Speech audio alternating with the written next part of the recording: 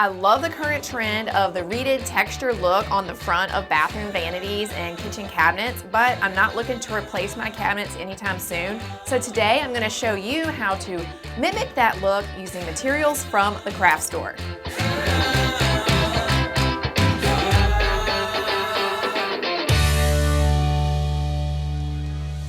The first step is to measure your panel. My recess is 1/8 of an inch deep, so I have 1/8" dowels. And then I'm going to measure across and the height, so I have 7 inches wide by 6 7/8 inches tall. So I'm going to cut approximately 56 dowels that are 6 7/8 inches tall. So I have my mark for 6 7/8 on this dowel rod. So what I'm going to do is line it up with the saw blade,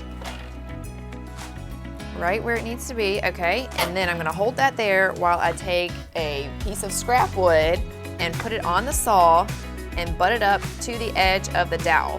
Then I'm going to clamp that there so I have a stop block where I can easily butt the remaining dowels up against here and make a bunch of cuts at once. All right, there's a few that I forgot to cut the painted end off, so I'm going to sand that real quick before I get it installed and sand off any sticker residue or split ends from cutting. For this project, I'm not using any fasteners. I'm using a quick and thick glue that is perfect for vertical applications because there's no runs or drips and it sets up really fast. So I'm able to apply the glue to the whole panel, then put all my reeds in place, and I can clean up with some wet paper towels. Ooh, how much glue is too much glue? There we go.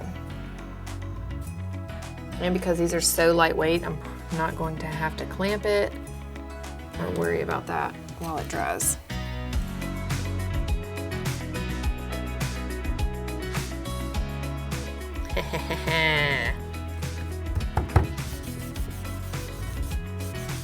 Since this section is taller, I'm going to apply less glue over just a small section at a time because I know these are longer and it's going to take a little bit more finessing to get them right.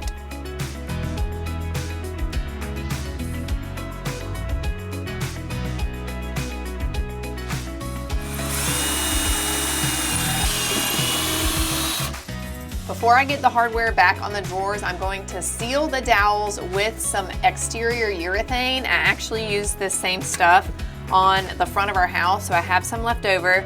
This will seal off the pores of the wood so it won't be susceptible to water dripping down when we're washing our face.